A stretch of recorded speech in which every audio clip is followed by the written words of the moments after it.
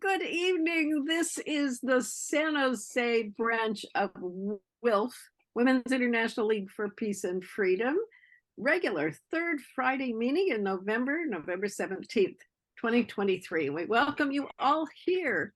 Tonight we have a special speaker who's going to be giving us a personal perspective on immigration. But before that, you know how our meetings go. We like to open with the Raging Grannies. Now, the Raging Grannies to sing online. If you've not done this, let me just tell you how it goes. It doesn't go very well.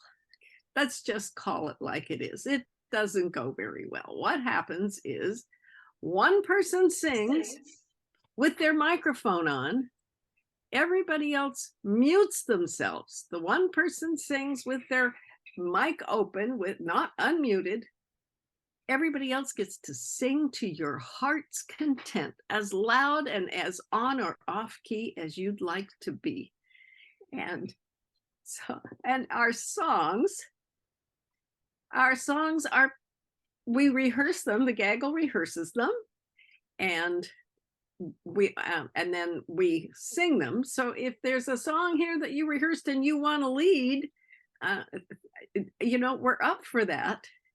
But let me share the songs, and welcome to Lisa. So let me share the songs, and just remember that everyone but the one who's going to lead this has their microphone on. I know I'm not going to lead this. I'm assuming Rowan, who loves this song, I really like Bella Ciao. Okay, so everybody else, if you would mute yourself so Rowan can sing. We need to wake up. We need to wise up. We need to open our hearts and do it now, now, now. We need to build a more just future, and we need to start right now. We share one planet with man-made borders that could be changed and rearranged, and do it now, now, now. We need to build a more just future, and we need to start right now. Fight for fairness and more awareness. No more race bans, deportations. Do it now, now, now. We need to build a more just future, and we need to start right now. Immigration, it is a challenge, but it is one that we can meet, and do it now, now, now. We need to build a more just future, and we need to start right now. This one has quite the range. Listen with heart, you'll hear their voices calling. The refugees who flee from tyranny, victims of war, of terror, and of cruelty. They call to us, to our humanity. So raise your voice in chorus for the immigrants, for all the dreamers, and for all their kin. Let's put an end to demonizing innocence. Don't let our politics disrupt their lives again. We sing for all those needing sanctuary. We sing for all who want equality. We welcome them as members of our citizenry. We sing for them and all humanity. So raise your voice in song for Lady Liberty, who raised her lamp in welcome at our shore, because compassion made this nation strong and free. We'll never turn our backs, we'll never shut the door. WILPF San Jose has a history of third Friday meetings. This is our third Friday meeting, the last third Friday meeting, actually, in 2023. We're going to take a break in December, so we'll see you again in 2024. So this is a really special meeting. Last month, we heard from Barby Ulmer, one of our longtime WILPF members, and Barby told a story about bringing a person that she and Vic brought a person with them returning from one of their trips to Honduras. And we invited that person to come and speak to us and tell us her story. Please welcome Zenaida Velásquez. Zenaida. Thank you. Thank you. Thank you, Paula. And thank you, everybody, for being here, so wanting to hear about what is going on and has been going on in Honduras, a country in Central America. So, as Paula said, my name is Zenaida Velásquez, and I was born in a small town in the southern region of Honduras, Central America. I am part of a family of 7 children, but now I only have 4 siblings alive. I have lost 2 of them very tragically. You will hear about that. On September 12th of 1981, my brother Angel Manfredo Velásquez was kidnapped on broad daylight from a parking lot located 100 meters away from the Central Park of Tegucigalpa, the capital city of Honduras. He was kidnapped by a death squad organization that was part of the armed forces of Honduras, and which operated wearing civilian clothes to avoid identification. 30 years later, on March 18th, 2011, my youngest sister, Ilsa Ivania Velásquez, was killed at a peaceful demonstration held by teachers that were protesting because the government had ransacked their money they had saved for their retirement pensions. The government repressed the demonstration with lots of tear gas. They also had one of those tanks full of water with chemical that when they hit you with that water, it burns you. And that tank has a very strong hose that also when they hit you, they can throw you on the floor. So they also used batons to sticks, to beat you up. And so that was the situation, how she died. Probably was hit from a canister that hold the tear gas bombs, and that's a very heavy metal. And she fell on the floor right there, and it was an awful tragedy because there was a lot of gas, and a car that was driving by didn't see her on the floor and ran her over. So it brings terrible memories. But since we are talking about justice and disappearances in Honduras, I want to say that on both of my close cases, after 42 years and 12 years respectively, my brother Manfredo has been disappeared for 42 years and my sister was killed 12 years ago. So we haven't achieved justice in Honduras, not even an attempt of investigating these cases by the judicial system.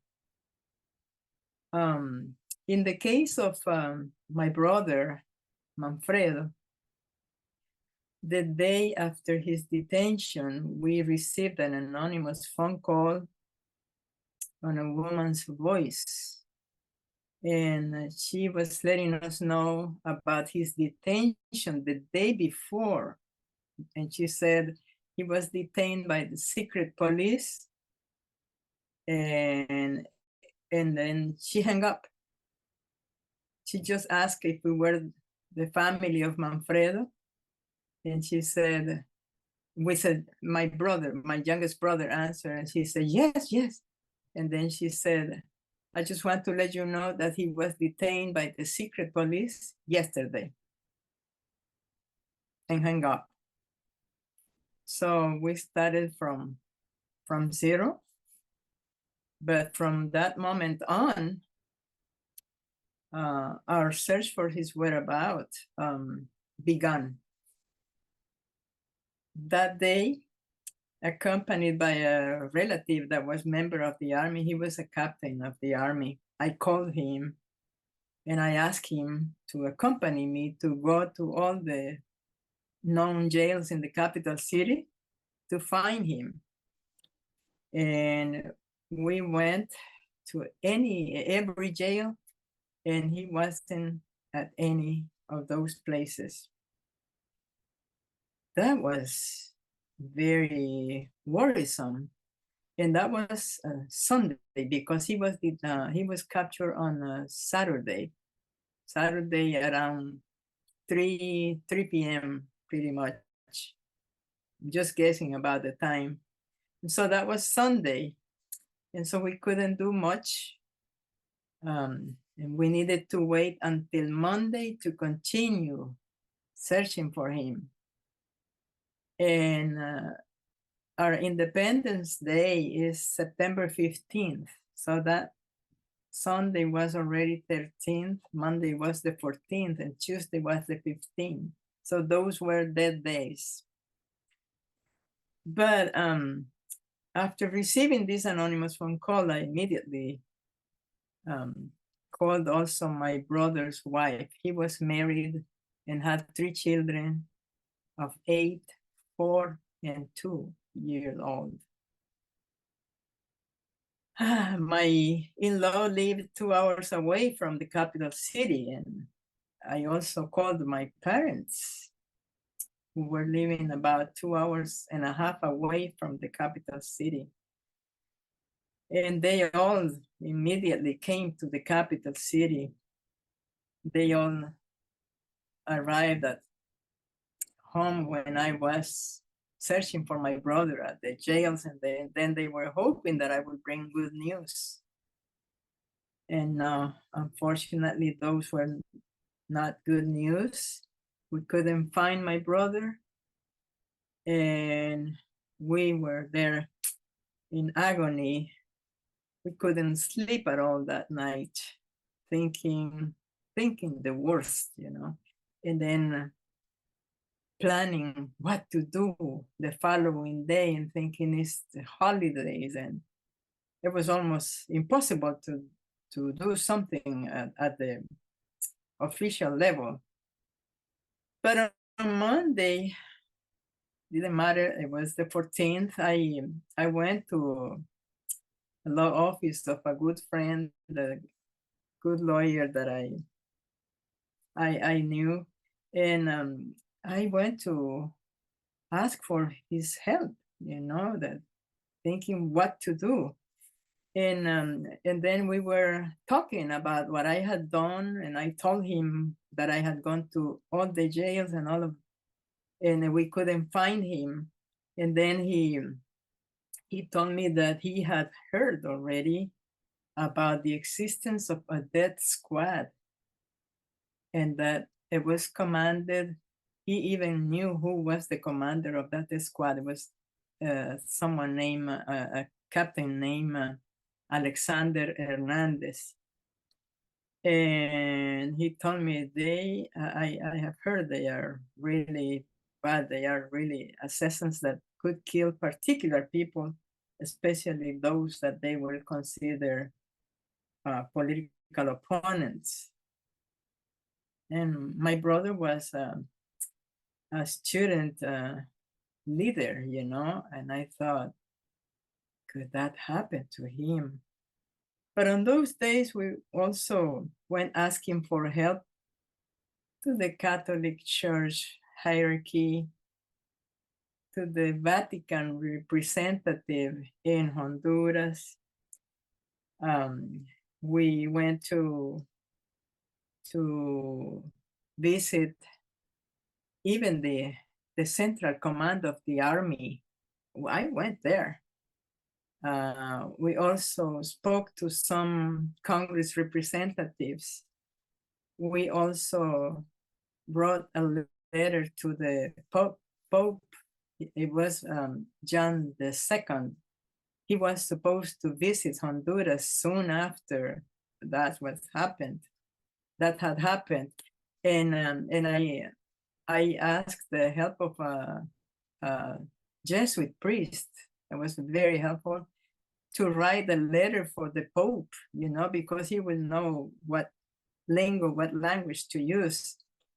And we sent this letter with the person who was going to Italy, but also gave a copy to the rep in Honduras, the representative. And so the Pope arrived in Honduras. He didn't even mention the case of people who were kidnapped and disappeared, the people that were extrajudicially assassinated. He didn't mention anything. And we were requesting meeting with him. He didn't receive us. We couldn't talk to him. But you know who Pope II was. So all these human rights abuses that were committed against our loved ones, and we were doing all the things we could in order to get help, and there was only one Congress representative that paid attention to us, and he tried to pass a decree, he petitioned this in order to create an organization that would investigate the situation, the cases that were happening. And it didn't pass. It didn't pass. So, because I was doing all these activities and I was accusing the government, by now I was making the government responsible and the armed forces responsible, because I knew about the death squad. And I was accusing them, but I was also an employee of the Natural Resources Ministry. And one of those days, I received a letter telling me that they have decided to cancel the working relationship with me. No excuse at all. No, not telling me, and you can go and pick up your check or nothing. And they had no justification to fire me, because even though I was doing all these activities, it was on my own time. I was compliant with my work. So there was no excuse at all. But what they wanted to keep me quiet, because the following day after I received that letter, one of the Congress representatives, he was an acquaintance, a friend of my father. He went to my house and he told me, Zenaida, it's that you are talking too much. If you don't say anything, if you are quiet, I can reinstate you in your job. And I said, no, the life of my brother is more, has no price. This is a job, I said. I can probably get another one. But of course I was on the blacklist. No one hired me again. So it was clear that they wanted to chow out my mouth. On January 5th of 1984, this is a long story, but talking about issues. In 1984, there was an Argentinian who was awarded the Nobel Peace Prize. His name was Adolfo Pérez Esquivel. So Adolfo Pérez Esquivel was invited by the government to Honduras. And they arranged a lot of meetings of other people with him. But at that time, we had already founded an organization of families of the disappeared. And the acronym is COFADE. So they didn't invite COFADE to speak with the Nobel Peace Prize of Human Rights. So the government had this agenda for him and arranged meetings with a lot of people from the civil society. But that same Congress representative that wanted to have an organization to investigate the disappearances in Honduras, he was invited to speak with this Nobel Peace Prize winner. And he told me he was going to see him on January 5th at 10 a.m. And this man was at a 5-star hotel called Honduran Maya. So he told me, go to the Hotel Honduras Maya and I'll meet you there. And I bring you with me to meet him. So I went there, I was early, and I brought information with me, like a list of the people who were disappeared, list of people who had been extrajudicially assassinated. I brought pages, entire pages that we published in a newspaper, paying for those pages to be published there. And I had one of those yellow envelopes under my arm. So I sat down to wait for my friend. And all of a sudden, a guy, well-dressed, approached me and he insulted me. He said, "What are you doing here, SOB?" And I got scared. I didn't know, they were wearing coats and, I didn't recognize these guys. They knew who I was, but I didn't know that they were members of the secret police. So this guy started insulting me and telling me all these things. And so he grabbed my envelope with the information. And then they opened it. And I was mad. I was fighting with him and telling telling him how abusive he was, because in the envelope said the name of the Nobel Peace Prize, Adolfo Pérez Esquivel. And I said, why did you open this envelope? So anyway, he was so mad, fighting with me, and then he grabbed me very hard from my arm and took me out of the hotel. And of course, the doors opened automatically. And so he threw me to other men that were outside. That until then I realized it was secret police members, and they were with the car, and he told them, take this woman to the central office. And so I guess the fear, I don't know, but I had a strength. I think I was probably like a gorilla. There were 4 men that couldn't take me into the car. I was fighting. I think the adrenaline came in abundance, that I had all this strength, and I was fighting, and they couldn't put me inside the car. I even have a scratch as a memory since then. Someone scratched me.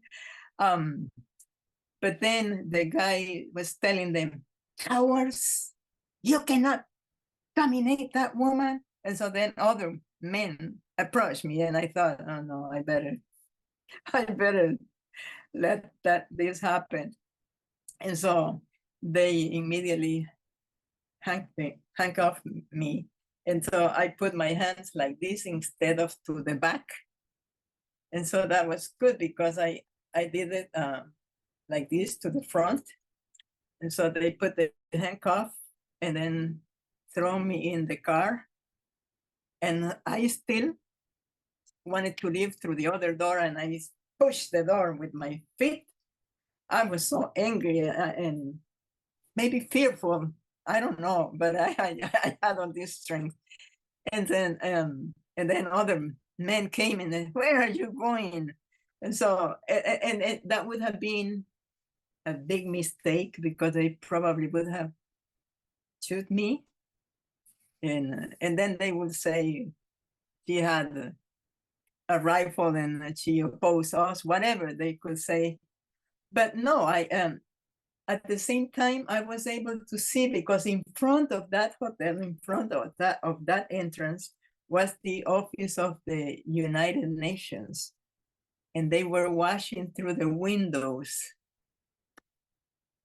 And thought, oh my God. So anyway, they finally submitted me, and I was driven to the central office, and I will see people against us, people that I knew, and I was screaming, and they couldn't hear me because the windows were closed.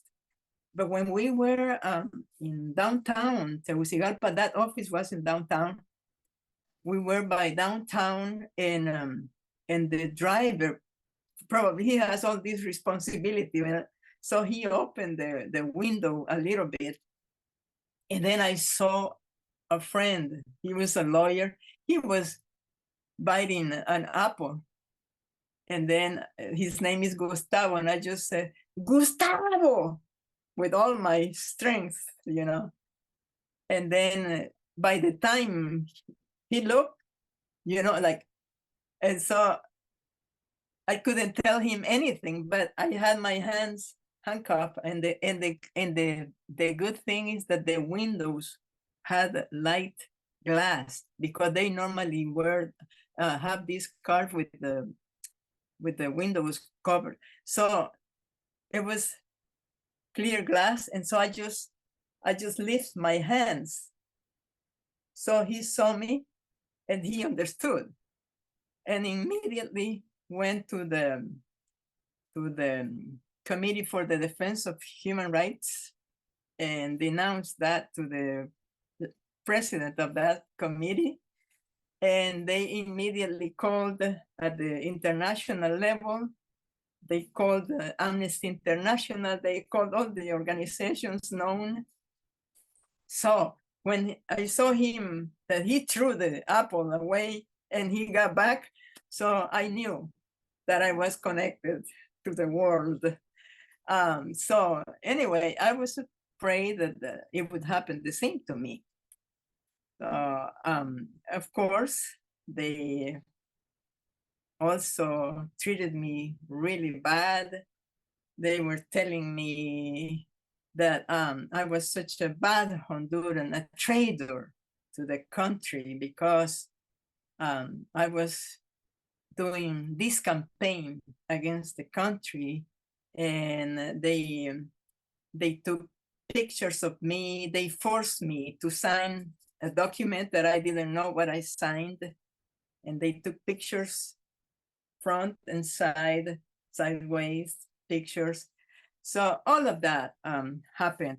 But when this man was given a luncheon that day, the Nobel Peace Prize was given a luncheon on a hotel right that day. Someone that attended the luncheon sent him a note telling him that the president of the Committee of Families of the Disappeared had been detained that day for trying to visit with him. So when the Ministry of Foreign Affairs was giving this speech to him, you know, and talking about him, blah, blah. And then he answered the speech and he said, I just heard the news that the president of COFADE was detained today for trying to meet me. And I am thanking the government for this luncheon, but I am also telling the government that I have an appointment with her tonight at 8 p.m. If she is not free by then, I am going to initiate an international campaign against Honduras. So guess what? The Ministry of Foreign Affairs was the most interested in having me free. So he kept calling the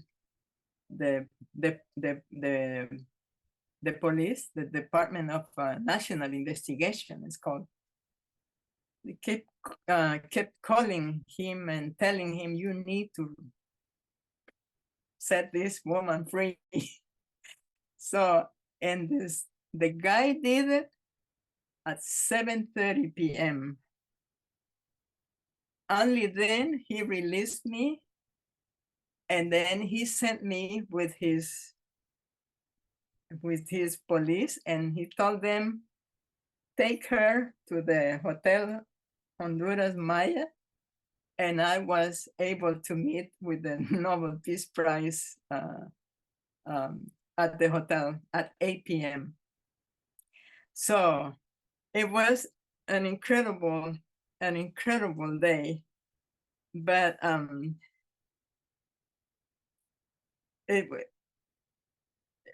I couldn't believe it.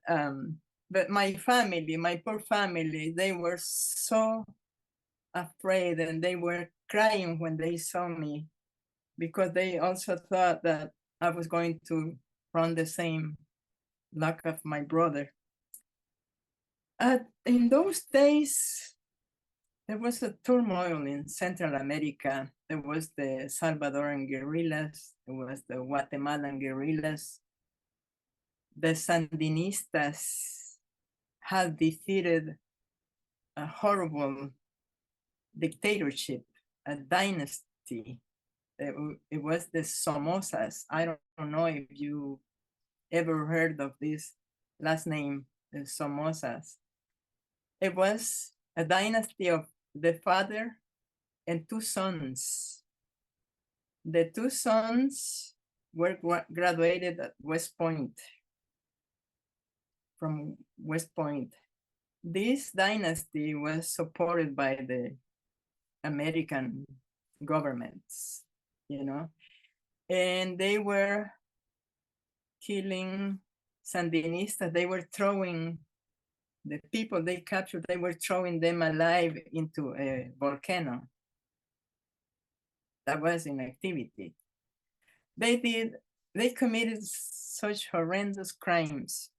So anyway, the Sandinistas finally defeated the Somozas. And that happened on, I think it was July 19th of 1979. And so then the government of the United States supported a counter-revolutionary group that was known as the Contras. Did you ever heard about the Contras?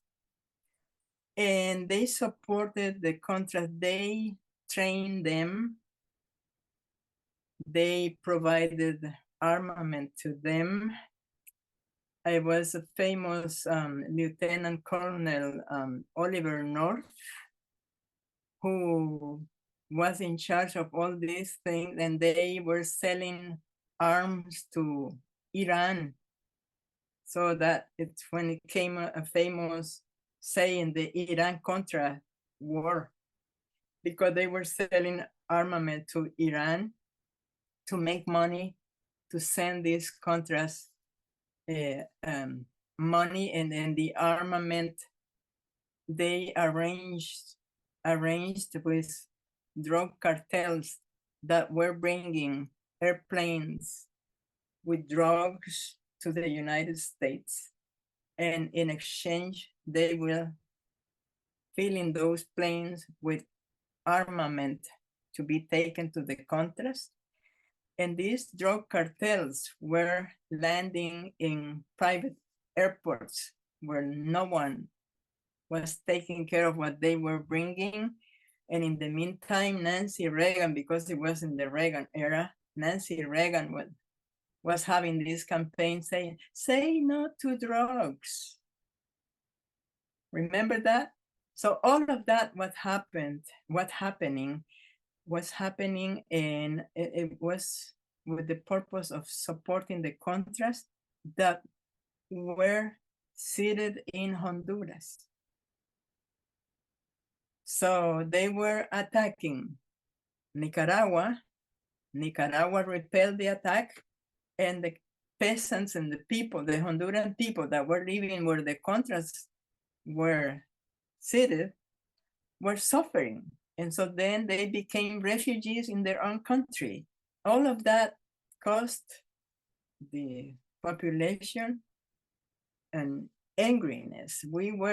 I was a university student at that time, so we were demonstrating every day and criticizing the presence of the Contras, the presence of the US Marines, the presence of the CIA in Honduras, because they were training these Contras, supporting these Contras. And so according to our constitution, only our own army has to be there in Honduras. So that was a violation of the constitution. There were a lot of demonstrations, speeches against all of that. And we knew that the secret police was among us on those demonstrations.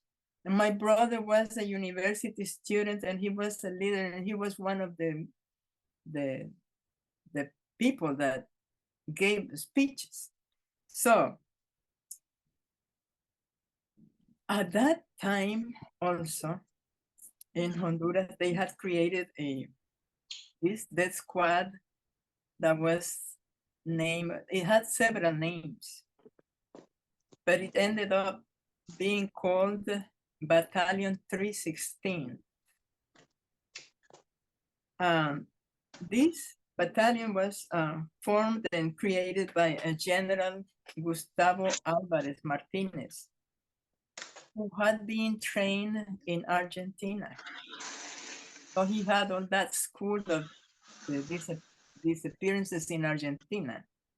So he was the one that brought that idea to create that battalion 316th and placed this battalion under the direct control of Lieutenant Colonel Juan Lopez Grijalba, who was also the military intelligence commander, or G2, as they call it in the Army lingo. The squad members of Honduras were also trained in the United States, somewhere in Texas, as well as in Honduras. And they were trained by the US Marines and also by the CIA, trained on torture and all sorts of things. The policy they applied in Honduras is known the doctrine of national security. And this doctrine of national security is a creation of the Pentagon. So, you know, so later in our search, we found out that my brother was kidnapped by members of this criminal battalion, as well as many other Honduran citizens and some foreign citizens from neighboring countries, from El Salvador, from Guatemala, from Nicaragua, from Costa Rica, even from Ecuador.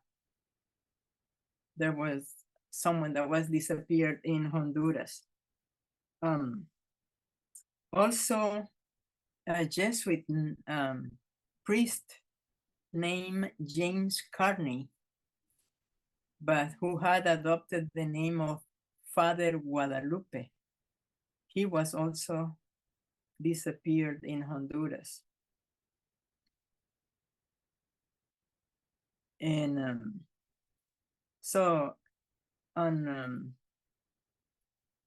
but I had mentioned to you that I went to visit my friend lawyer, and when we were talking and he gave me the information about the Battalion 316th and the clandestine jails, no wonder we couldn't find my brother in the common jails, because he had been taken to an unknown place.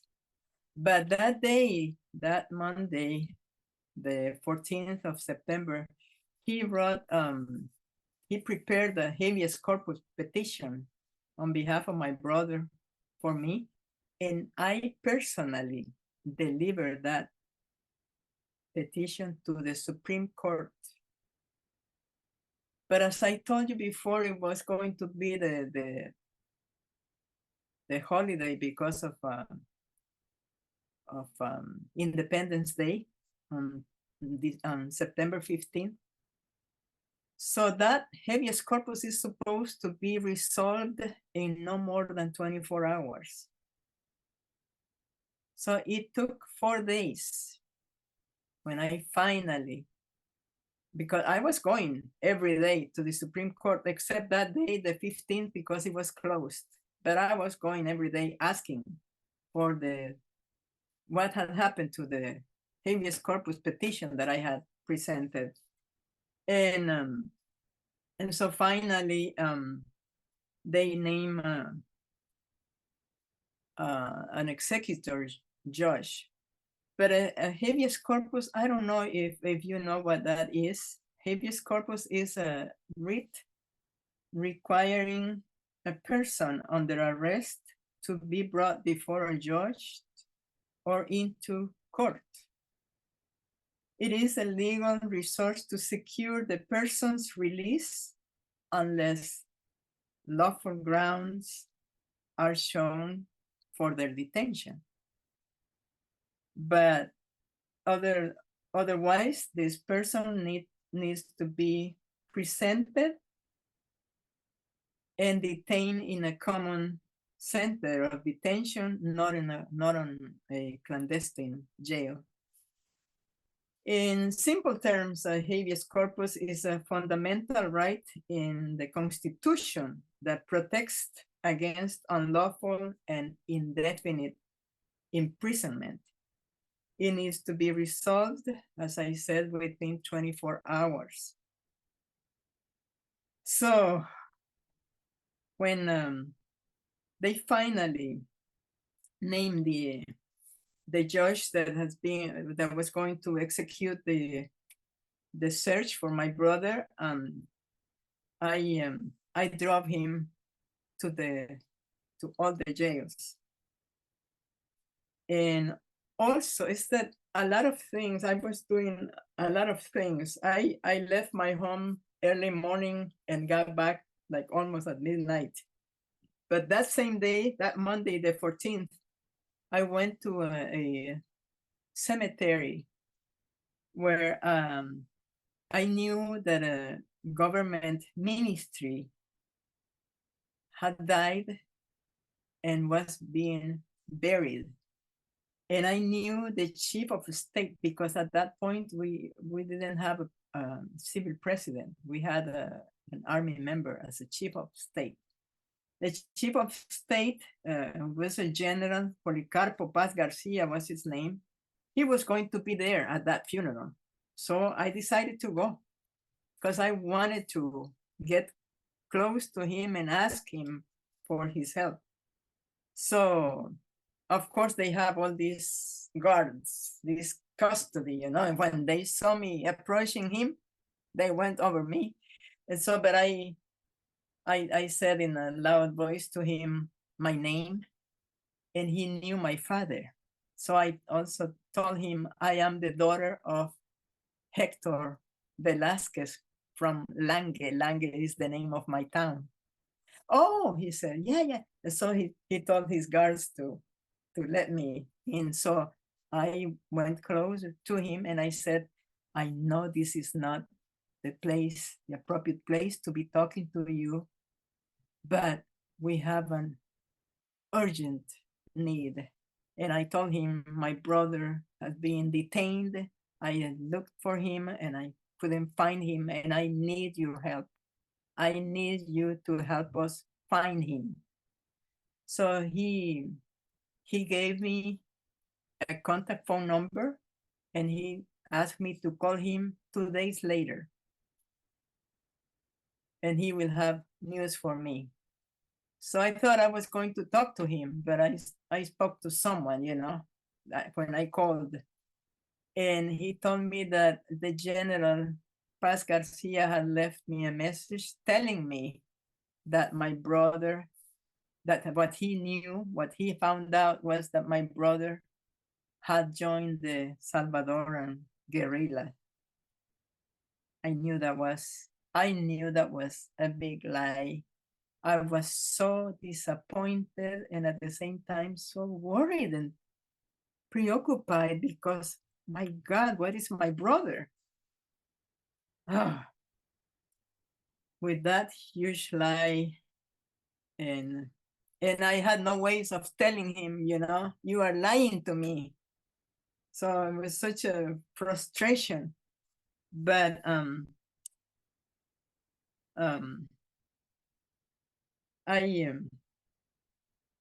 I was so worried, so sad, so not knowing what to do. You have no idea what that situation was.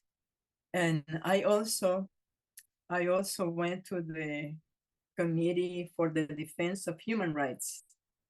The acronym is CODEH, CODEH. Committee for the Defense of Human Rights in Honduras. That's what it means. And I denounced my brother's detention there. And at that office, the president of that committee mentioned to me that there was this organization with headquarters in Washington, D.C. He said, it is the Commission, of Human Rights, and this this commission is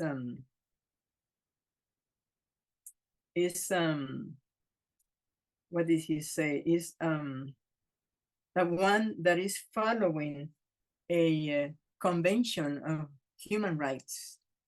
And Honduras is a signatory of that convention. And therefore, Honduras is committed to respect human rights.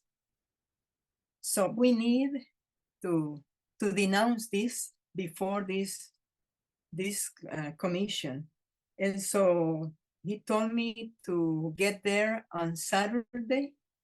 That Saturday was the 19th of September. On Saturday to get there because he was going to have a lawyer helping me fill out the application of that denunciation before the Inter-American Commission of Human Rights. And so I did, and we filled that out and sent that to the Commission of Human Rights. And then they started letters asking the government, and well, first they had to tell the government that on this date we received this denunciation from a person whose name is Zenaida Velásquez, denouncing that her brother had been kidnapped by the government army forces, and that she's not able to find him. She has searched for him at every common jail, etc., etc. So who replied to this questioning was through the Foreign Affairs Ministry, and he replied that, no, sir, our government is a democratic government, and we don't have such practice here. We don't torture anybody. We haven't killed anybody. We haven't detained anybody. We don't do disappearances. We don't commit disappearances. At the same time, I had investigated already not only the existence of the death squads, but I also had found out about clandestine jails. Where were they located? Who owned the houses where these clandestine jails were? And it was normally the homes of army members. So I was feeding the Inter-American Commission because they sent me copies of the reply from the government. And so I was ask them about this clandestine jail and tell them that Colonel so-and-so is the owner of this home. So they will send that. So we were, since 1981 until April of 1986, when the Inter-American Commission finally was sure that the government needed to be brought before the Inter-American Court of Human Rights, which had its quarters in San Jose, Costa Rica. So finally they determined that, and still the government requested another year to prepare for the trial. So the first hearing started on October of 1987. And we presented 16 witnesses there. I was one of them. I was one of the 16 witnesses. But I had gone to other places in the country searching for jails, searching for who the owner was. So recollecting all this information. And I was doing that sometimes alone. So I am still, I mean, I could have been killed by them. It was easy, but they didn't. They knew at that time, I had also been invited to come to the United States on speech tours. So they knew that I was well known, but it didn't matter when they want to kill you, they don't care about that, about who do you know, or who knows you. They don't care. So two of the witnesses to that trial were killed. Our first witness had been a Professor Miguel Ángel Pavón, and the other witness that was killed was a sergeant whose name was Jose Isaías Vilorio. I had known that this sergeant was one of my brother's kidnappers. So since all of that was so secretive, whenever I had the opportunity, I said, and the sergeant Jose Isaías Vilorio is one of my brother's kidnappers. I always denounce that, no matter what. So that first hearing, as I said, began on October of '87. And so then they invited for a second hearing on January 19th of 1988. So for January 19th, because I denounced before the judges, this sergeant, he was invited to come as a witness to the second hearing on January 19th. Guess what? This sergeant was killed on January 5th, before the hearing. And I don't know what you think, but I'm sure it was the army. They wanted to prevent him from saying anything.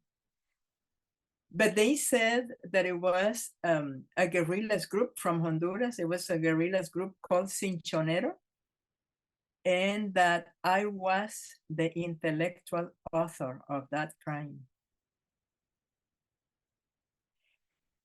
And at that point, the Ulmers already, I had met the Ulmers already since 1982, January of '82. And I was always invited. They were making 2 trips at a year. One in January, they will leave on New Year's Eve, they will leave and then arrive on January 1st. And then they will do the other trip in the summer, on June. So I was invited to speak before these study tour groups that they were taking to Honduras and Nicaragua.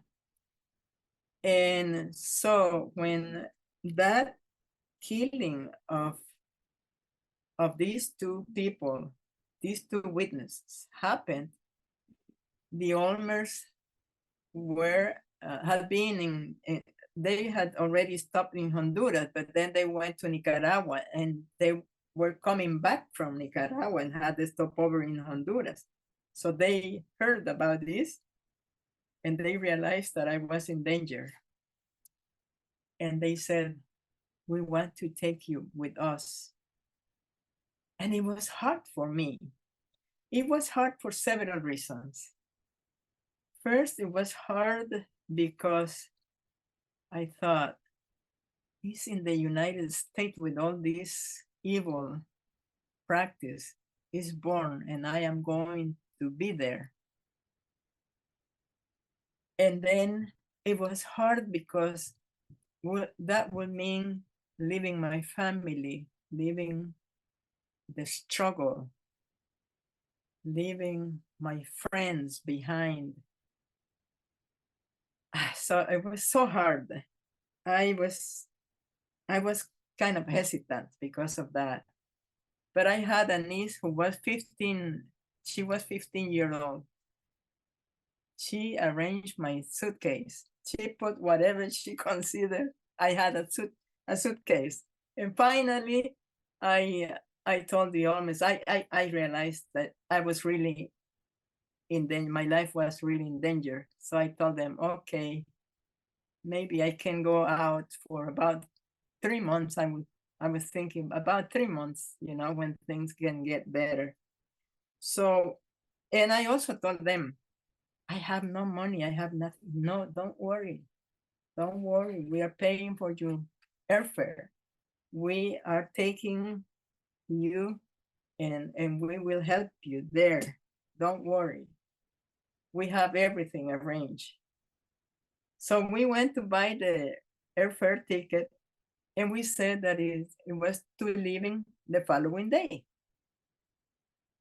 So when we got to the airport, they said, no, you don't have a reservation to leave today. And this flight is full. We don't have room for you. And so how? We went to buy the ticket yesterday and we said that it was for today. There should be a reservation. No, there is no reservation for you. And so there was all that impasse. And then all the group that the Ulmers had with them, the study tour group, all of them sat on the floor at the airport, right there. They sat in the floor and they said, if she's not leaving, we are not leaving either. And so miracles, it was a miracle. They found a spot for me. And when I went inside the plane, at least 1/3, if no more, of the plane seats were empty. It was a lie. They wanted to stop me. They wanted to do that. So the Ulmers then sat me between them, Vic on one side and Barby on the other side. They knew a few words in Spanish and I knew no English. So I was crying all the way from my departure all the way to San Jose. And they would look at me with that compassion that made me cry more. They would rub my back because they couldn't tell me, you know, they rub my back and I would cry. So anyway, I arrived to San Jose with my eyes swollen. But thank God that I had been invited already to speech tour in the US, and I was given a 10-year visa at the American Embassy. Otherwise, I wouldn't have been able to leave. And so I had that visa that was good for, I don't know how many years then, about 6 years probably.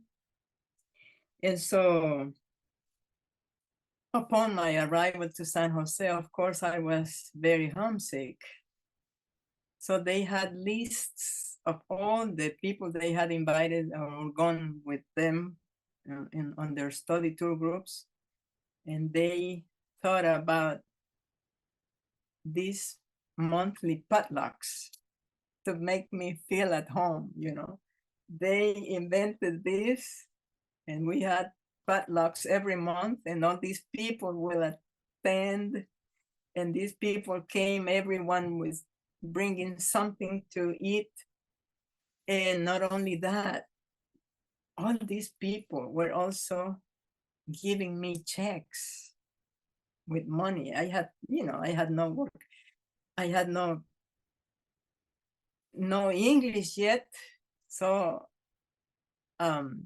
so also Barbie was working at an adult school in Santa Clara. And so since we came in January, you know, the classes start in the fall. Classes had already started, so there were no places. So she took me to this school that I was attending every day in the mornings, but there were 3 days, Mondays, Wednesdays, and Fridays.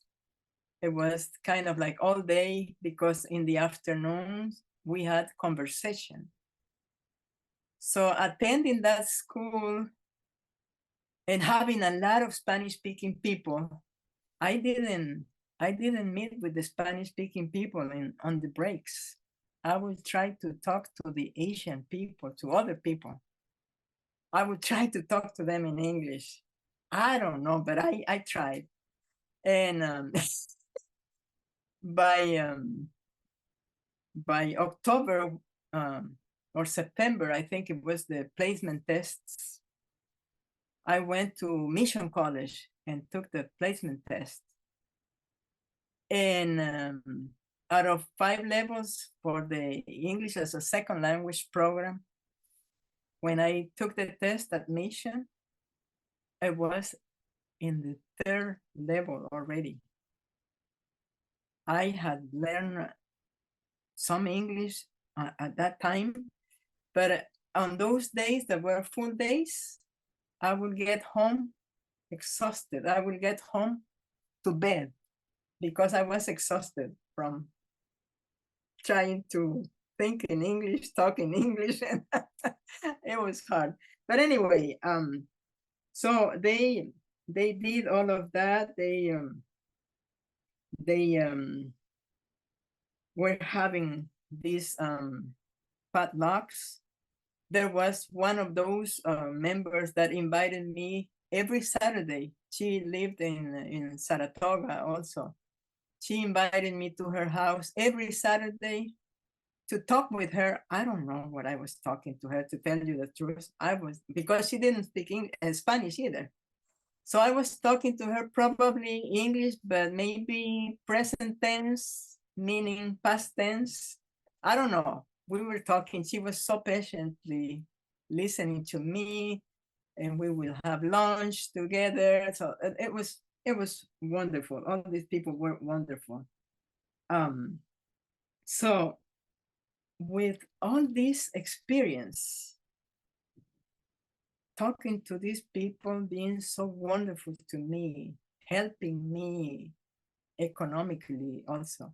So I clearly understood the difference between the US people and the US government. They were 2 totally different bodies. You know, I understood that very clearly. And so little by little, all of this was helping me to settle down in my new home. I also, in the meantime, had to apply for political asylum. And I was hesitant too. And I had only a 6-month visa. So I came in January. I finally applied for political asylum on May 31st, almost when my visa was going to expire. And I did it to a program called Legal Aid that I didn't have to pay much, probably about $20 as the most. But then 4 years later, it was called INS, Immigration and Naturalization Services. The INS finally responded to me on my political asylum petition 4 years later, in 1992.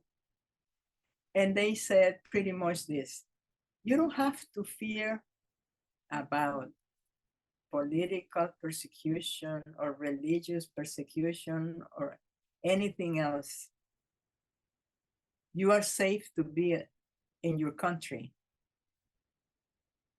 But if this is what they say, this is like a temporary note, but if in 15 days from the date of this letter, you do not submit more evidence of your situation, then it will be a complete denial of your petition. And when I got the letter, already had passed by 8 days. I had only 7 days left, and these 15 days included Saturdays and Sundays. So I had not much time left to fight for this political asylum. So I knew another lawyer friend here, and I said, Richard, you know this guy, Richard Hobbs. You probably know this guy, Richard Hobbs. Richard, do you know a good immigration lawyer? And he had just recently finished his law school, and he has his practice as a good immigration lawyer, Mark van der Hout in San Francisco. So he said, yes, I did my, so anyway, he got me an appointment with him. That guy received me on his lunchtime that day. And then the very first thing he asked me, are you known by organizations like Amnesty International, human rights organizations? And I said, yes, in fact, I had been invited by them to speech tours, blah, blah. And so I told him, do you think you can get an affidavit from them? And I said, I can ask.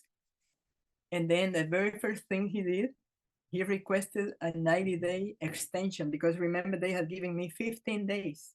He requested a 90-day extension. He gave me this homework to contact these organizations and ask for affidavits. I contacted a good friend that I had in New York from Amnesty International. Rona White is her name. And I said, Rona, this and this is happening. And so I have almost no time. And the lawyer asked me to request from Amnesty International an affidavit. Do you think you can help me with that cause? And she said, of course, she said, but I am in New York, but I'm going to send a fax. It was those days of faxes. I'm going to send a fax to the office in San Francisco because you belong to that office. That's the closest to you. I'm going to send a fax to the office in San Francisco that they can give you this affidavit, blah, blah, blah. And then, long story short, they gave me the affidavit, a wonderful affidavit. And they also ask all their members to write letters to the INS on behalf of my petition.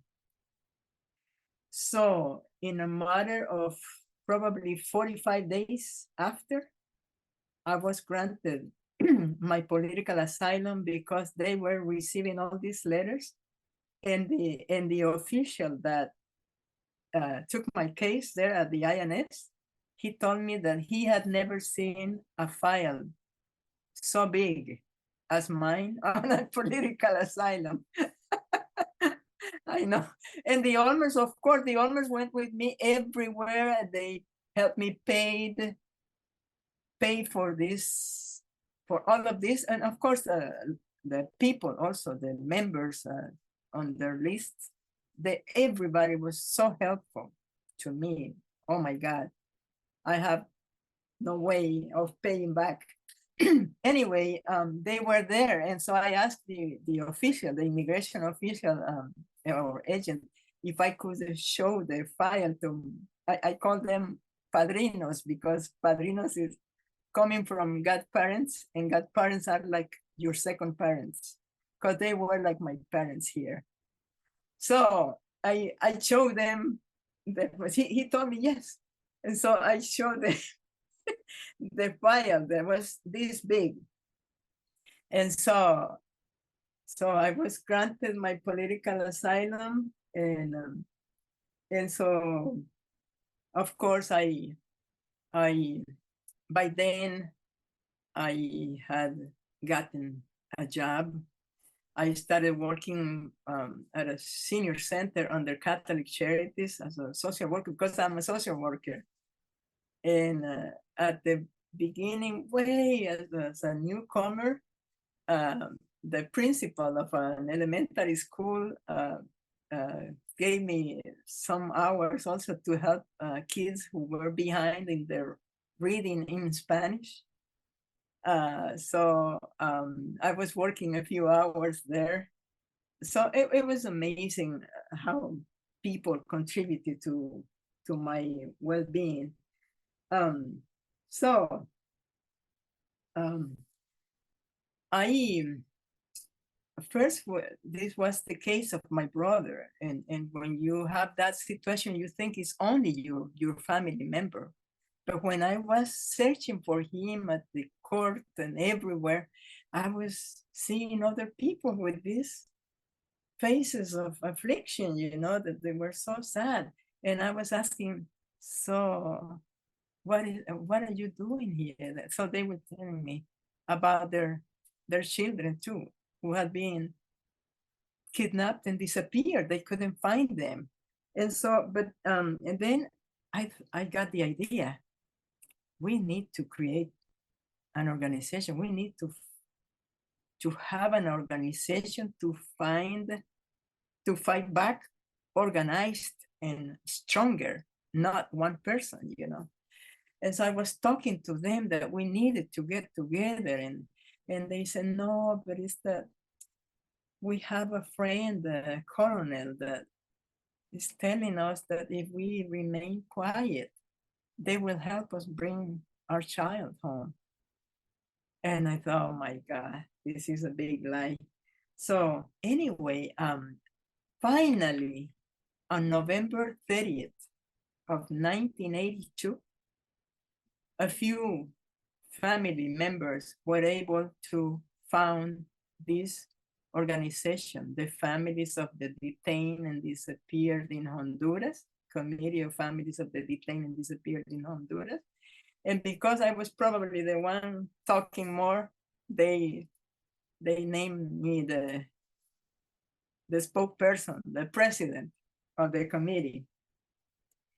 Of course, I was doing all this work, and we were reporting all the people that were disappeared, taking names of persons that we heard.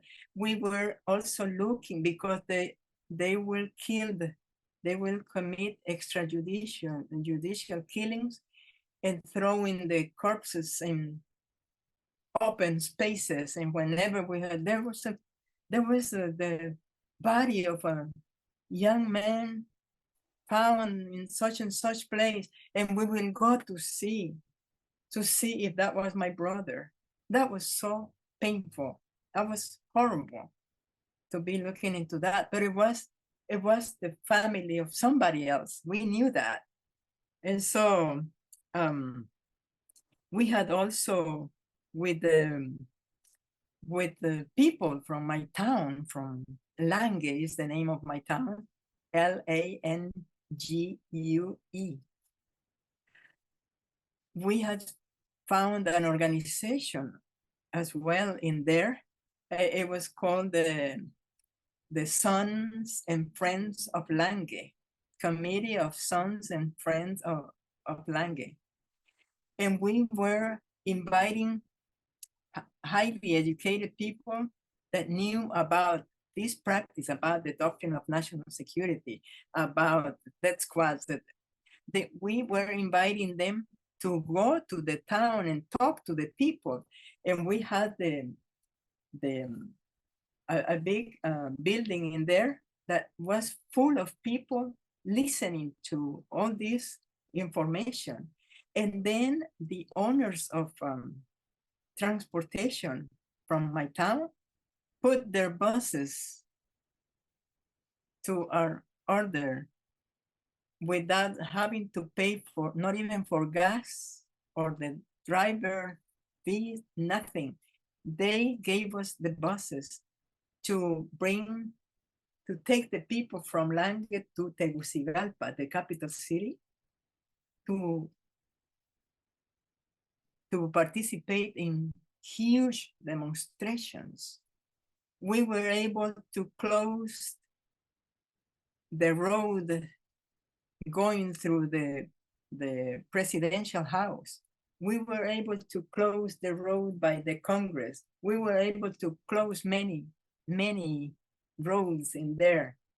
At some point in October of 81, we thought about, apart from all those demonstrations, we thought about a demonstration that we called the March of Silence, because no one was going to be shouting, because we were shouting, free Manfredo, whatever, we were chanting. And so on that demonstration, we decided to go in silence, but everyone had a candle in their hands, a lit candle. And we started the march at 6 p.m. when it is already kind of dark. And we started from one park in front of the Army Central Commander to the Central Park of Tegucigalpa. And all of a sudden, October is a rainy season. All of a sudden, a strong rain came down. All the candles were off. We were in the dark, and the people stayed. Nobody moved. And all of a sudden, I saw later, like maybe a half an hour later, there were these 3 huge torches at the front. Torches that were made with pine oil. So even though the rain continued, there were drops with the flame, you know, because there was like a pine oil, and it didn't turn off the torches. It was a beautiful, beautiful demonstration, and everyone shaking because the rain is cold, but people withstood that. And so we went to the Central Park, and there were these speeches, and they were saying, we are shaking, but not from fear. We are shaking because we are cold from the rain. So things like that. It was wonderful, wonderful, wonderful. So the following day, I was going by the house of a family that I knew, and I decided to go in and say hi. And so then the lady's name was Leah Napke. Doña Leah, what are you doing? Hey, Zenaida, I have a complaint to you. What, Doña Leah? There were some guys, including my daughter, and they left me without brooms. They had cut the sticks from her brooms to make the torches. And I said, oh, I'm going to buy the brooms for you. No, don't worry. I did it with the biggest pleasure, she said. But it was amazing, all the support, as well as a lot of fear from a lot of people that didn't say anything. The mass media, I think some of them were bought by the army or by the government, but they didn't say anything. The only newspaper that published our information was called Diario Tiempo. And in there we were able to publish the entire pages with information, with a letter, a moving letter to the government. But we had to pay for those pages. And then also in one radio station, nobody else will take anything from us. They said that it was dangerous. But in one radio station, we had paid for a space in which we had a video with the voice of my oldest brother's son. He was 8 years old, and so he had that little voice and he would say something like, General Policarpo Paz Garcia, but very moving. People were crying when they heard these messages. General Policarpo Paz Garcia, my father's name is Manfredo Velásquez. Since Christmas is approaching, I want him released. Please give me the happiness to have my father back. And so messages like that, very moving. And as I said, all the community that heard this was very moved about these messages. But we did so many things, so many activities that I can't even think. And that this was over the years. So Zenaida, what so it's coming up to the time when we usually come to a conclusion. So where is your I think you called it the committee of the families of the disappeared. What is the status today? They continue. They are well and alive. They are still fighting because the human rights abuses continue. We were able to win the case before the Inter-American Court of Human Rights. They found the government guilty of my brother's disappearance, and this has been a landmark case. It's the very first case in the entire world. And the good thing about this too is that disappearances have happened in so many countries. In Latin America, in 15 countries. In the rest of the world, there was a friend lawyer from Spain that told me at some point, Zenaida, that what you did is so wonderful, because I was just in Cyprus. Is that a country? Cyprus? Yeah, in Cyprus. And a mother was requesting a case before the government for her son that was detained and disappeared. And she was also claiming pain and suffering, because we also claim that my mother died in, very soon after my brother's disappearance. She was only 62. And so we also claimed before the court that it was from pain and suffering. So that mother was also using that. It was jurisprudence that was created with this case. So that's that was very, very nice. We also, there was a lieutenant, a colonel living in Florida, in Miami, and he had escaped from a trial that he was summoned to, and then instead of going to presenting to before the judge, he escaped and came to Florida. And there was a time that that we had a horrible hurricane in 1998, and because of that, the people that were already here were given temporary status, and so he applied for that. And there was an official, an American official from the State Department that knew about this guy. His name was Richard Krieger. And Richard knew about this guy, and he asked the immigration if he had applied for that temporary status benefit, and he did. And so he reviewed the application, and he said, this guy is lying. He's a criminal from Honduras. Detain him.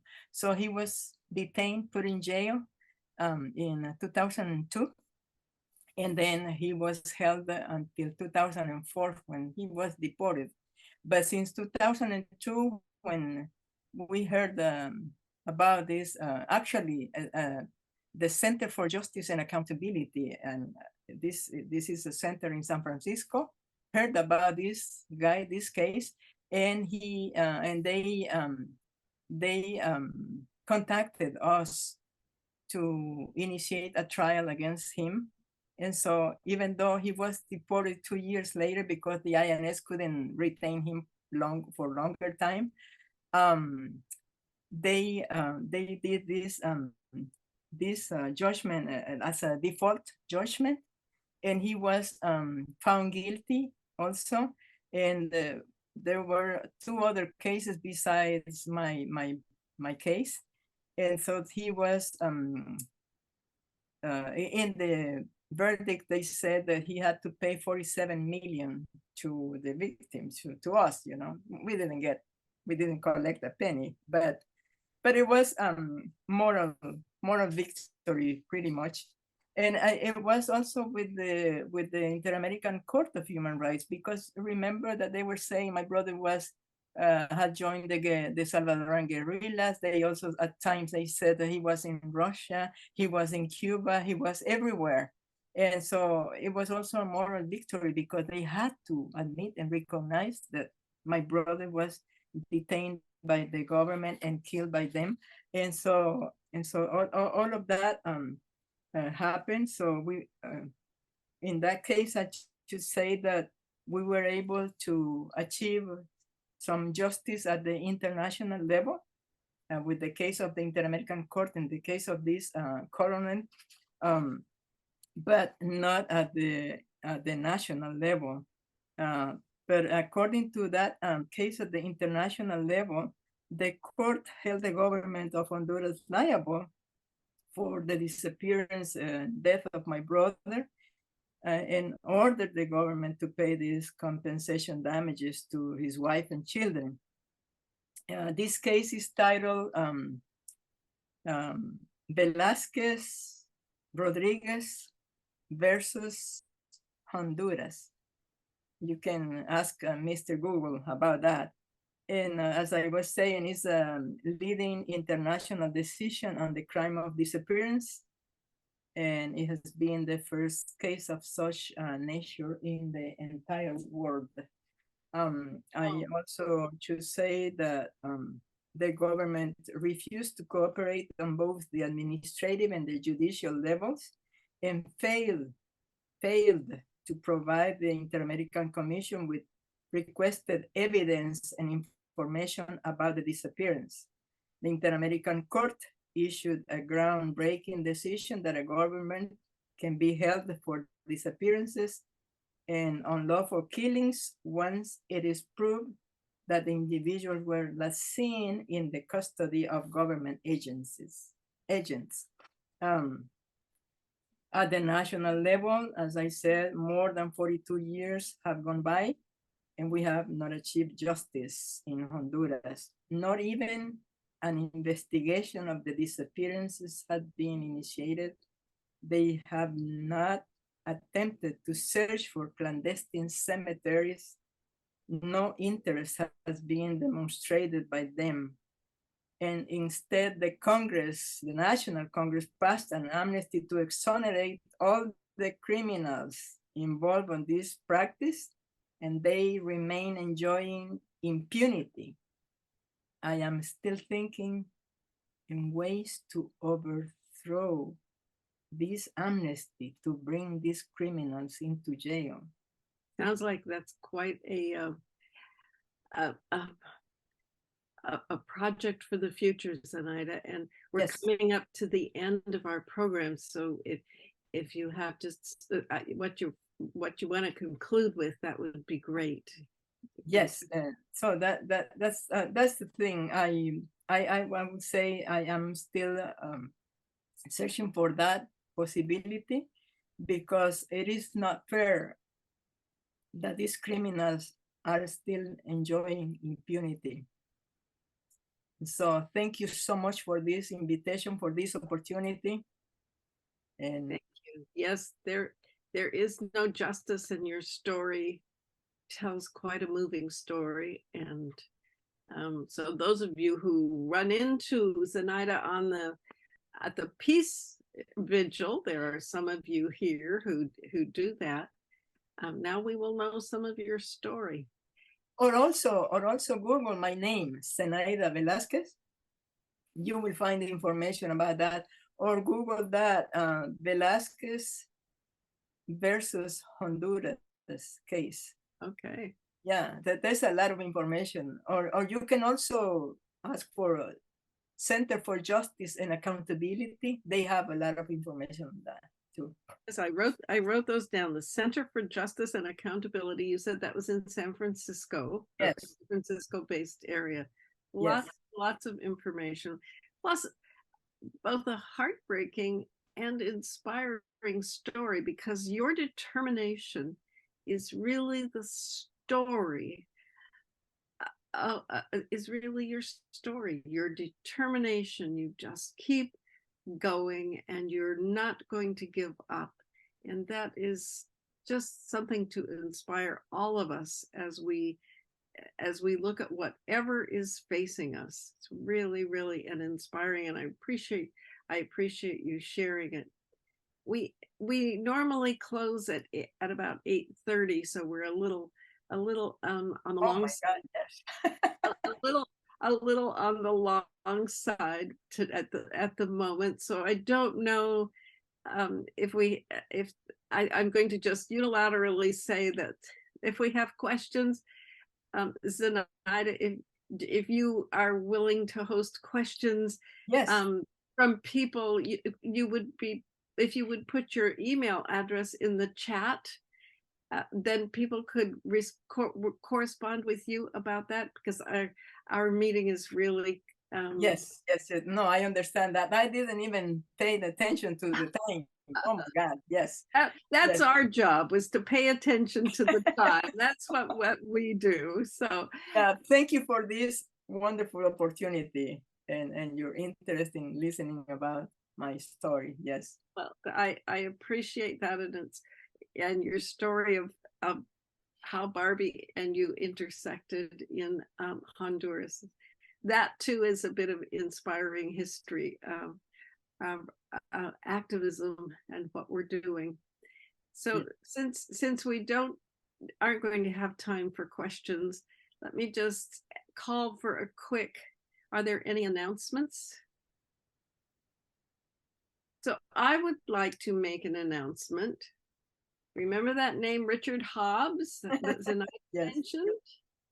So Richard Hobbs is the executive, I guess, of Human Agenda.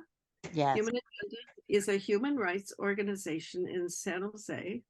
They have an annual human rights banquet where they honor people, and they have speakers. And one of the speakers is going to be talking about the San Jose Pain Index. Is that what he talks about, Rowan? Yes, what was his name again? You probably Dr. Armeline of the Silicon Valley Pain Index. He's at San Jose State's civil rights or human rights department. Yeah. And he will be speaking, but also they will be honoring one of our very own. So they are going to honor Joan Goddard that night. Hey, Joan. Oh. Yeah, so Joan is going to be honored for her activism with the labor and justice and women's rights and just the whole plethora of things that Joan has done. That dinner is on Saturday, December 9th, December 9th at 6 o'clock. And I will send out a notice so that anyone who wants to sign up for that dinner can go and honor Joan for all hers, because it's really nice, Joan, that you're going to be honored. This is wonderful. It's going to be at the South Bay Labor Council on Sanke Road, 2302 Sanke Road. Yes, that's where. Thank you, Zenaida. And they have a nice big room with a tall ceiling, which I'm glad about. Good for air circulation. So right, yeah. And there are several other people being honored as well, and who will be talking. I won't be talking, but except for hello or something. But anyway, but it will be good. And people mostly remember probably that Dr. Online talked with us. Was it just last spring? Yes, I About think the it was. pain index. We had a speaker from his office come and speak to us because it was just before the pain index was to be released and they didn't want to let out any of the secrets. Do you remember that? Yes. It was great. So we have lots of connections. Our WILF group is well connected on these things. So any other announcements before we, put on our granny hats and sing our last? Yep. I just wanted to remind everybody that we don't have a meeting in December, but the National Homeless Memorial Day is December 21st. And the service for those that we've lost on the streets this year will be at noon at 70 West Heading, the county building in McEntee Plaza. And so if you want to come out and support our unhoused neighbors in mourning those that they have lost, there will be an interfaith service at that time. Okay, well, it's time to, if there are no more announcements, raise your hand. I have a question in the chat, but I'll just ask it. Zenaida, is it okay if people write to Paula if they have questions for you? Yes. She can forward them? Yes. Great. That'd Thank be you. great. And I'm going to be at that event also on the 9th of December. Great. I'm going to be there with another hat. all right, so it's time to put on our Raging Granny hats. Yes, beautiful. Whatever they may be. This is my spring hat. I couldn't find my winter one, so there you go. And 1, 2, 3, to the music of Saints Go Marching On. When we make peace instead of war, when we make peace instead of war, how I want to be in that number. When we make peace instead of war, when everyone is welcome here, when everyone is welcome here, how I want to be in that number. When everyone is welcome here. When immigrants are fairly treated, when immigrants are fairly treated, how I want to be in that number. When immigrants are fairly treated. When all the world has human rights, when all the world has human rights, how I want to be in that number. When all the world has human rights. When we make peace instead of war, when we make peace instead of war, how I want to be in that number. When we make peace instead of war, when we make peace instead of war. nice Yeah. to see everyone. Have a wonderful end of November. Good seeing everybody.